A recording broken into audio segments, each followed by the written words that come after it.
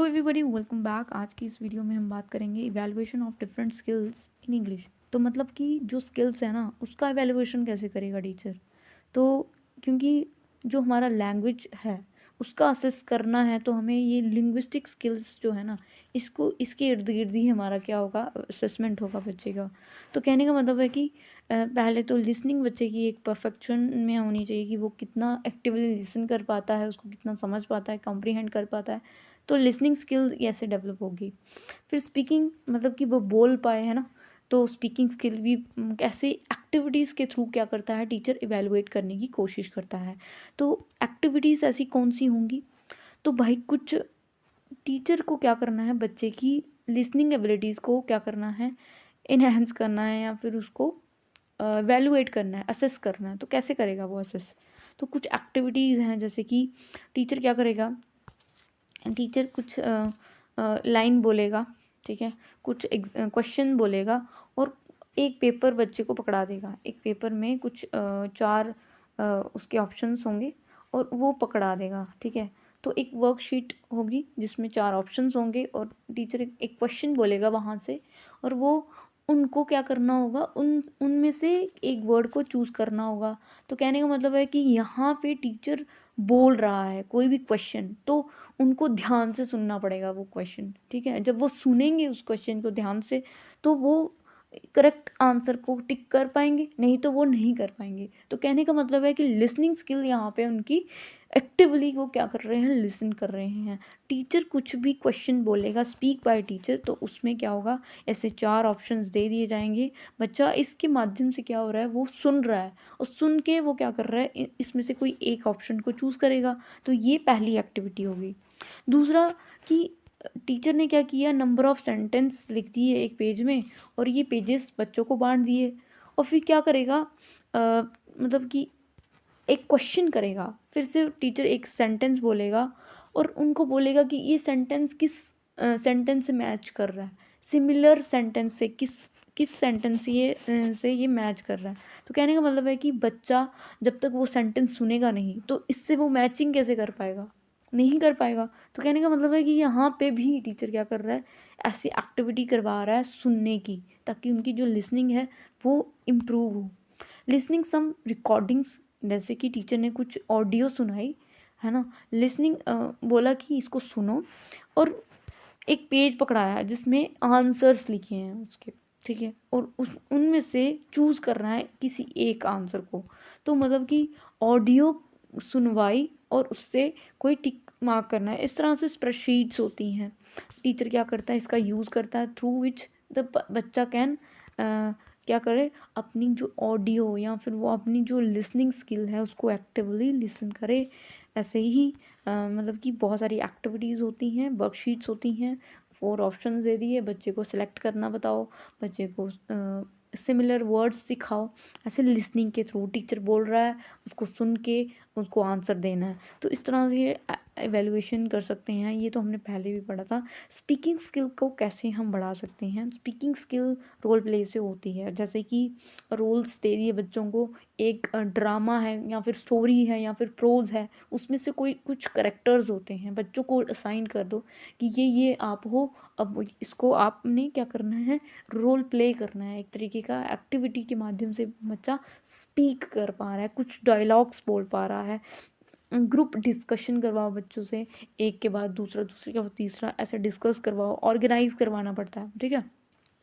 Information gap activities करवाओ। 2 similar pictures दे दो बच्चे को और बोलो कि इनमें क्या डिफरेंस दिख रहा है। 2 बच्चों को उठाओ, उनको बोलो ये 2 पिक्चर्स हैं, 2 सिमिलर दिख रही हैं, बट उनसे पूछो कि इनमें से क्या डिफरेंस चीज़ दिख रही है। जब वो 2 बच्चे आपस में बताएंगे कि इसमें तो मैम ये दिख रहा है, दूसरा बोलेगा मैम इसमें ये दिख रहा है। तो इस तरह से क्या हो रहा है कि डायलॉग्स वो बोलेगा, कुछ एक्सप्रेस करेगा। पिक्चर के थ्रू क्या करेगा, बच्चे को मतलब कि वो कुछ कमेंट करेगा, कुछ पिक्चर दिखाओ, वो बोलना सीखेगा। तो मतलब इस तरह से 2 picture given to find out, है ना, कि इसमें क्या है सिमिलैरिटी। डायलॉग्स, बच्चों को डायलॉग दो, 2 वर्ड जो, जैसे कि रीना और शीना। तो रीना और शीना आपस में बातचीत कर रहे हैं, वो स्कूल से घर आ रहे हैं, तो आपस में उनका कॉन्वर्सेशन कराओ। तो रीना बोलेगी मैं चल रही हूँ घर, तो वो बोल रही मैं भी जा रही हूँ।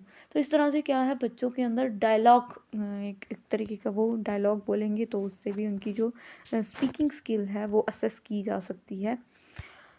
रीडिंग स्किल कैसे इवेलुएट होगी, तो रीडिंग कॉम्प्रिहेंशन ये तो सबको ही पता है कि अनसीन पैसेज बच्चे को दे दो, और इन अनसीन पैसेज मतलब कि रीडिंग कॉम्प्रिहेंड करना पड़ेगा। एक पैराग्राफ होता है जिसको रीड करके फिर नंबर ऑफ क्वेश्चंस नीचे अलाइंड होते हैं, एमसीक्यूज होते हैं, उन्हीं में से एक सेलेक्ट करके आप बच्चे को बताओ कि कैसे रीडिंग कॉम्प्रिहेंशन करना है। तो वो जो रीडिंग एबिलिटी है वो यहाँ से बढ़ेगी। अनसीन पैसेज बच्चे को दो और बोलो कि इसमें से निकालो। और डायलॉग्स हो गए, बच्चों को डायलॉग्स दिखाओ कि इसमें क्या अब आपस में क्या कॉन्वर्जेशन हो रही है, नरेशन क्या हो रही है, डिस्क्राइब करो। इस तरह से हम रीडिंग कॉम्प्रिहेंशन बढ़ा सकते हैं बच्चे का।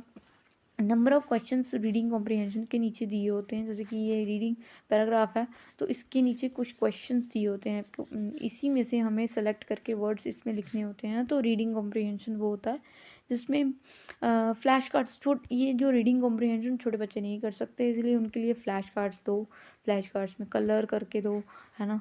और उनकी फ़िज़िकल एक्टिविटीज़ के थ्रू हम क्या करा सकते हैं, उनको रीड करवा सकते हैं। फ्लैश कार्ड्स में कुछ वर्ड्स लिखे हैं तो बच्चों को बोलो, बांट दो कि ये वाला वर्ड किस में आया है। तो इस तरह से कुछ एक्टिविटी, रीडिंग अलाउड सेंटेंसेस, कुछ सेंटेंस बना दो, वर्ड्स अनाउंस करवाओ उनसे। तो ये वैल्यूएशन टेक्निक्स होती हैं। उसके बाद आती है राइटिंग मतलब कि राइटिंग की एवेल्यूएशन कैसे होगी। बच्चे की राइटिंग जो है वो अच्छे से एवेल्यूएट हो सकती है, क्योंकि बहुत सारे तरीके हैं, क्योंकि उसी पे मेजर फोकस किया गया हमारे इंडियन एजुकेशन सिस्टम का। तो राइटिंग पे ज़्यादा रिसर्च हो गई है। लिसनिंग और रीडिंग अगर इसमें करें तो इसकी इसकी एक एक्टिविटी, इसमें टाइम कंज्यूमिंग, एनर्जी, ये सब लगता है। बट राइटिंग में क्या है कि एक टीचर ने सेट ऑफ इंस्ट्रक्शंस अपने घर पे ही बनाए, और by the help of computer, by the help of instructor, वो क्या करता है, बच्चों को इजीली पेपर बांट दिए और बच्चा उसको टीचर डिक्टेट करके उनको समझा देता है। तो जैसे कि फ्री कंपोजिशन होता है कि बच्चे को बोल दो कि इसके बारे में लिखो। जैसे होता है ना, ऐसे कंपटीशन होता है। राइटिंग कंपोजिशन होता है, तो पिक्चर को देख के अपनी स्टोरी बनाओ। लेटर लिखो, इसको लेटर लिखो, नोटिस लिखो। ये सब बच्चों को बताया जाता है कि इससे राइटिंग स्किल्स इम्प्रूव होती है। टेस्ट किया जा सकता है बच्चे को, टेस्ट कैसे करना है, राइटिंग लेटर लिखवाओ, लेटर्स होते हैं, ठीक है। तो अपने फॉर्मल लेटर, इनफॉर्मल लेटर, इस तरह के लेटर्स बच्चे को एक क्वेश्चन पेपर में डाला ही जाता है। ऐसे होता है एक इंग्लिश पेपर में, कुछ फिलअप्स होते हैं। तो इसका कि यही मतलब होता है कि बच्चे को राइटिंग कंपोजिशन करवानी है। जैसे यहाँ पे एग्जांपल दी है कि कैसे बच्चा क्रिएटिव एबिलिटी को हम कैसे टेस्ट कर सकते हैं बच्चे की क्रिएटिव एबिलिटीज़ को। तो जैसे यहाँ पे एग्जांपल है कि तुम ना, you went to the railway station to receive a friend who was coming to stay with you some days. तो यहाँ पे टीचर ने एक लाइन दे दी है, प्रॉम्प्ट की तरह दे दी है कि आप ना एक रेलवे स्टेशन गए हो अपने फ्रेंड को रिसीव करने के लिए। वो इसीलिए आ रही है क्योंकि आपके घर में वो कुछ दिन ठहरेगी, ठीक है। तो अब टीचर ने इस सेंटेंस को बोला बच्चों को, और फिर बोला कि इसके ऊपर ना ऐसे लिखो, राइट एन ऐसे अबाउट 150 वर्ड्स में इसके बारे में कुछ लिखो। अब ऐसा नहीं है कि रैंडम कुछ लिखो, नहीं। अब इसके रिलेटेड एक प्रॉम्प्ट दिया, फिर इससे रिलेटेड कुछ क्वेश्चंस डिज़ाइन किए गए प्रॉपर। तो कुछ क्वेश्चंस कैसे, जैसे कि why did you go to the railway station, आप रेलवे स्टेशन क्यों गए, टू रिसीव दैट पर्सन, है ना। तो नेक्स्ट इसमें क्वेश्चन आया कि how did you go to the station, कैसे गए तुम, है ना। मतलब उस प्रॉम्प्ट के रिलेटेड हमने क्या किया, बच्चे को क्वेश्चंस दिए। तो क्वेश्चन जो है वो पर्पसफुल है, मतलब कि टेस्ट हो रहा है इसमें बच्चे का कि क्या सच में उसको उसमें कुछ मीनिंग निकल रहा है, या फिर सिचुएशन जो है वो उसका राइटिंग का बन रहा है या नहीं बन रहा, इंटरेस्टिंग, ठीक है। इस तरह से क्वेश्चंस क्या है फ्रेम किए जाते हैं उसके अकॉर्डिंग। अब यहाँ पे कुछ एग्जांपल है टेस्ट के, कैसे कंपोजिशन को और इन्हेंस किया जा सकता है बच्चे की राइटिंग स्किल्स को इम्प्रूव करने के लिए, क्या कैसे कैसे एग्जांपल्स बनाए जा सकते हैं। तो शॉर्ट सीन लिखो, मतलब कि कुछ वर्ड्स दे दिए, जैसे कि in the morning, washerman family, comma करके ऐसे कुछ वर्ड्स दे दिए। तो उन वर्ड्स को मिला के एक स्टोरी बना दो, स्टोरी का सीन बना दो, ठीक है। Writing composition. और जैसे कि writing a following passage in the past tense, तो कुछ ऐसे ये ऐसे कुछ पैसेज दे दिया, कुछ ऐसे टॉपिक दे दिया, टेक्स्ट दे दिया, जिसको बच्चा क्या करेगा, इसको पढ़ेगा और इस बोल रहा है टीचर कि इसको पास्ट टेंस में लिखो, ठीक है। तो बच्चा इसमें अपनी एबिलिटीज़ का इस्तेमाल करेगा, अपनी बुद्धि का इस्तेमाल करेगा, हैव की जगह हैज़, तो इस तरह वॉज लिखेगा, ठीक है ना। तो आगे आगे पैराग्राफ लिखवाओ बच्चे से, पैराग्राफ है ना।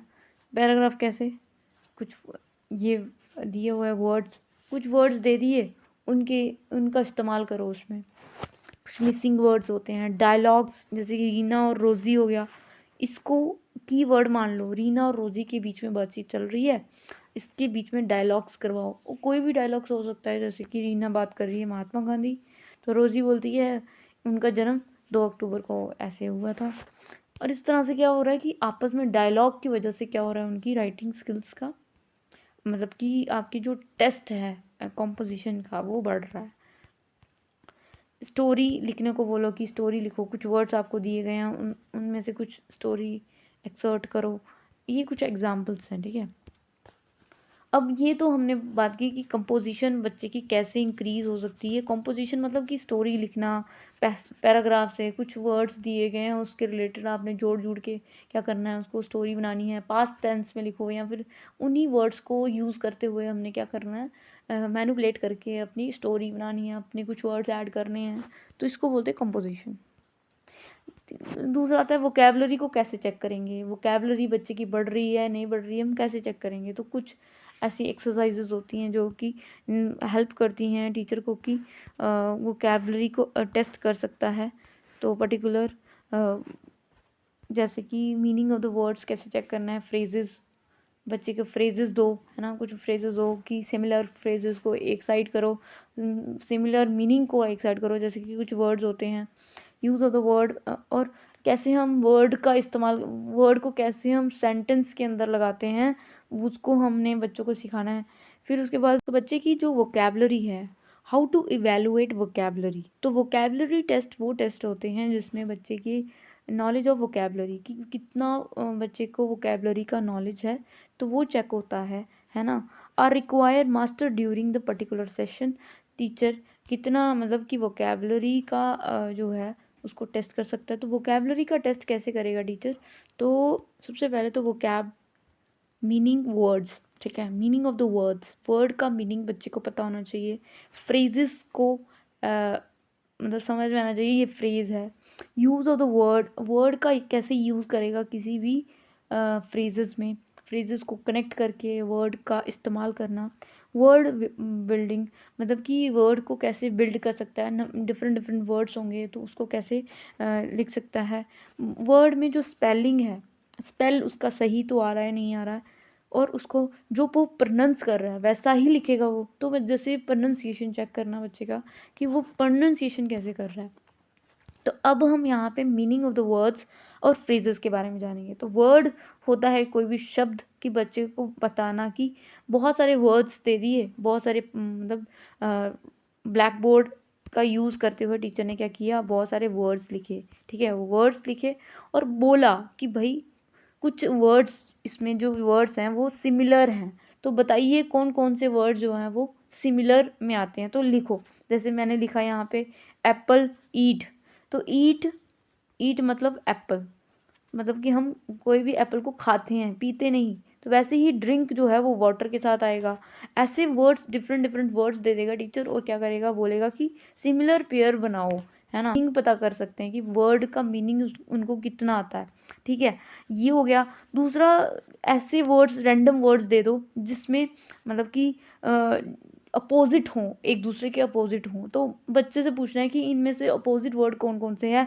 तो इसमें जैसे कि डे है, नाइट है, हाई है, लो है, तो ऐसे मतलब पूरे ही ऐसे दे दो, है ना, एक लाइन में लिख के दे दो, और बच्चों को बोलो कि इनमें से अपोजिट वर्ड्स कौन से हैं। तो बच्चा बोलेगा डे का होता है नाइट, और हाई का होता है लो, लो हाई, इस तरह से क्या करेगा, बच्चे को ये भी पता चलेगा कि अपोजिट वर्ड क्या होते हैं, अपोजिट मीनिंग क्या होते हैं, ठीक है, अपोजिट मीनिंग क्या होते हैं किसी भी वर्ड के। दूसरा, रैंडम वर्ड्स दे दिए फ्रेजेस के रूप में, फ्रेजेस होने चाहिए जैसे कि to eat, to die, to oppose, to let in, to admit, to meal. तो क्या करना है कि बच्चे को ये फ्रेजेस दे दिए और फ्रेजेस के माध्यम से बच्चे से पूछना है कि बताओ इनमें से कौन सिमिलर फ्रेजेस हैं, कौन से सिमिलर फ्रेजेस हैं। जैसे कि टू डाई, जैसे टू डाई है तो टू पास अवे, तो टू पास अवे, तो ऐसे बच्चा कॉम्बिनेशन में कंपेयर करना सीखेगा, किसी वर्ड्स को कंपेयर कैसे करना है। तो word meaning of the words, मतलब कि वर्ड्स का मीनिंग बच्चे को पता होगा तो ही ना वो कंपेयर कर पाएगा, तो ही पेयर बना पाएगा, है ना, चाहे वो वर्ड का पेयर हो या फिर फ्रेजेस का। तो बच्चे को बताना है कि एसोसिएटेड वर्ड्स को लिखो against each of the words given in the list such as school, bus stand, village, hospital। तो इस तरह से हम कर सकते हैं, कुछ वर्ड्स को बोलो कि लिखो, है ना। टीचर को बोलना है कि टीचर क्या करेगा, आस्क करेगा कुछ वर्ड्स, ठीक है, कि 4 वर्ड्स लिखो जो एक ही क्लास के हों, ठीक है। तो ऐसे वर्ड्स जैसे हम देख सकते हैं यहाँ पे ट्रीज हो गया, वर्ड्स हो गया, एनिमल्स हो गए।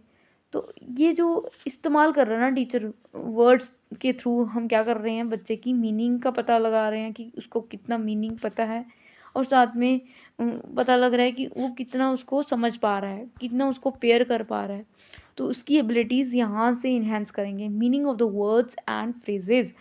अब जो है, अब मीनिंग पता है बच्चे को, ठीक है, वर्ड का, तो अब उस वर्ड का मीनिंग अगर पता होगा तो वो सेंटेंस या फिर किसी भी फ्रेजेस को जोड़ कर क्या कर सकता है, सेंटेंस बना सकता है। तो कहने का मतलब है कि अब यूज़ ऑफ वर्ड्स कैसे हम करेंगे, कोई भी एक्सरसाइजेस के थ्रू, क्वेश्चंस के थ्रू हम कैसे उनका जो यूज़ है वर्ड का वो करवाएंगे बच्चे के साथ। जैसे कि बच्चे को बोलेगा कि ए फ्यू है, ए लिटिल है, अ लिटिल है, तो इसका इस्तेमाल करो, किसको, करेक्ट करेक्ट करो इसको, ठीक है। तो जैसे पीपल है, पीपल के साथ अ फ्यू लगेगा, अ लिटिल लगेगा, अ लिटिल किसके साथ लगेगा, जैसे शुगर के साथ अ लिटिल मैन हो सकता है, नहीं हो सकता है। इस तरह से क्या होगा कि बच्चे को वर्ड का यूज़ करवाना सिखाना है, मतलब कि उसका प्रयोग क्या है सेंटेंस के अंदर। दूसरा, जैसे कि जैसे आर्टिकल्स हो गए, आर्टिकल्स का इस्तेमाल करना है, जैसे कि कुछ वर्ड्स होते हैं जिसके आगे आ लगता है, जिसके आगे द या फिर ए एन, ये सब चीज़ें लगती हैं। जैसे कि हम यहाँ पे वर्ड को सूटेबल वर्ड्स इस्तेमाल करने चाहिए, जैसे नाइस हो गया, तो a nice dress, a nice man, nice, nice क्या हो सकता है। तो कुछ वर्ड्स के अलग अलग मीनिंग्स होते हैं, तो उनको ये पता होना चाहिए कि कैसे हम सेंटेंस के अंदर इसका इस्तेमाल करेंगे। यूज़ अप्रोप्रिएट वर्ड, जैसे कि ग्रुप ऑफ वर्ड्स जैसे दे दिए, she is a most beautiful girl. तो मतलब कि अप्रोप्रिएट वर्ड्स ऐसे हमने ऑप्शन में दे दिए कि ये हो सकता है या ये हो सकता है। इस तरह से हम क्या कर रहे हैं, उसके वर्ड्स की असेसमेंट कर रहे हैं। नेक्स्ट आता है वर्ड को बनाने आना चाहिए उसको, मतलब कि और वर्ड बनाना है, जैसे कि नाउन से प्रोनाउन बनाओ, है ना। जैसे कि कह सकते हैं कि जैसे ये है मेक एडजेक्टिव गिवन नाउन्स, जैसे कि कुछ वर्ड्स दिए हैं, जैसे टेस्ट है, एंगर है, तो हम इसका एडजेक्टिव बनाना है। तो ऐसे टीचर क्वेश्चन डालेगा, make adjective from nouns, noun से हम एडजेक्टिव बनाएं। 2 एडजेक्टिव दिए गए हैं जिसमें हमें इन का इस्तेमाल करना है, ठीक है, एंड में इन आना चाहिए।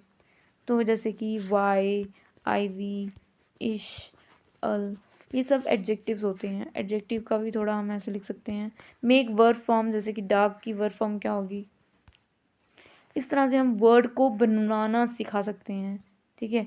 Make a list of 3 new words. फिर आगे आता है स्पेलिंग, बच्चे की स्पेलिंग कैसे चेक करनी है कि बच्चे की कितनी स्पेलिंग है। तो बच्चे को बोलो कि इसका पास्ट टेंस क्या होगा, पास्ट टेंस मतलब कि इसके जो वर्ब फॉर्म है इसकी क्या होगी पास्ट में। Make a word of each following meaning, ठीक है, और यही हो गया।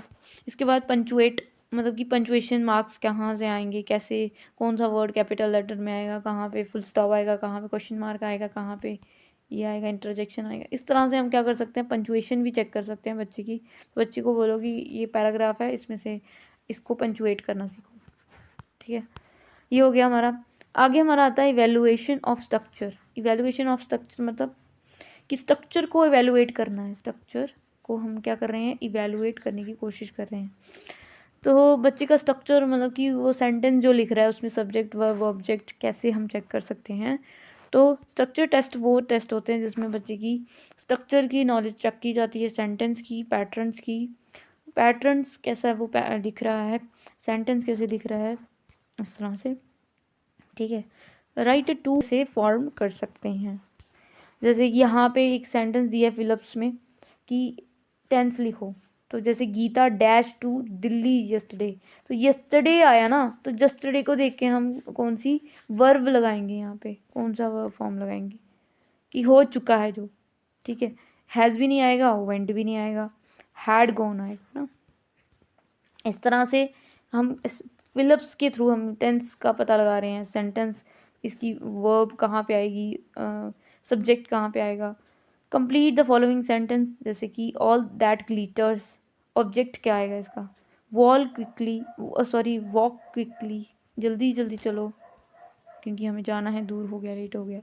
तो फिलिप्स दे सकते हैं कि वर्ड इसमें अप्रोप्रिएट वर्ड का इस्तेमाल करो, जैसे we are dash football playing, है ना, वी आर प्लेइंग।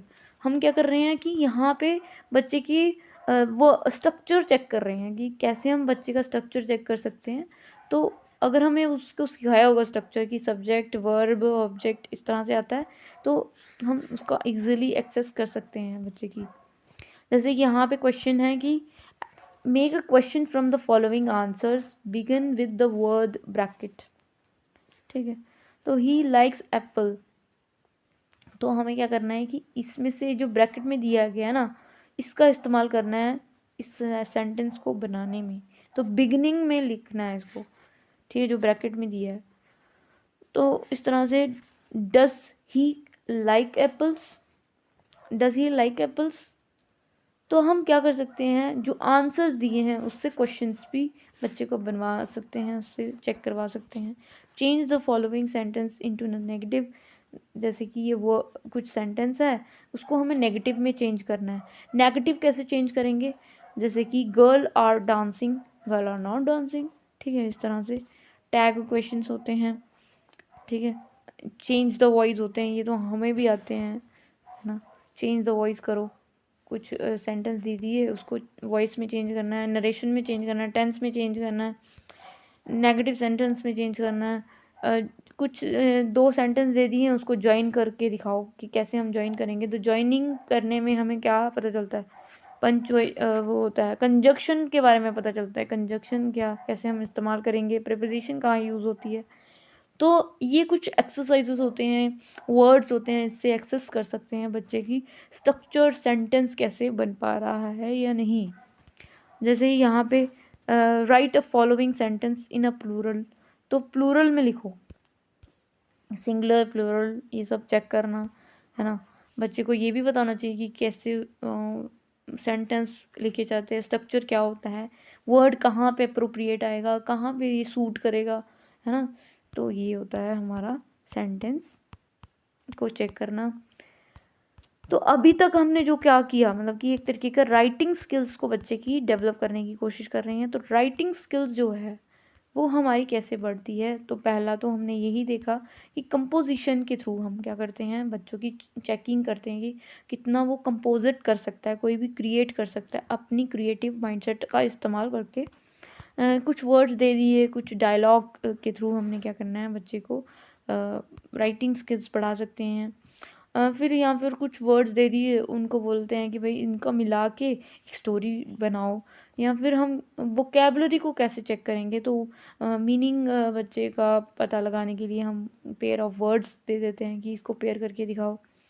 तो उसमें यूज़ ऑफ वर्ड्स, वर्ड का कैसे यूज़ करना है, फ्रेजेस का कैसे कंबाइन करके हम सेंटेंस बना सकते हैं, वर्ड को कैसे बिल्ड करना है, स्पेलिंग कैसे हम चेक कर सकते हैं बच्चे की स्पेलिंग, जैसे कि एडजेक्टिव, नाउन से एडजेक्टिव बनाओ, एडवर्ब बनाओ, है ना, तो उससे उनकी जो स्पेलिंग है वो भी पता चलेगी कि वो कैसे स्पेल करते हैं, ठीक है।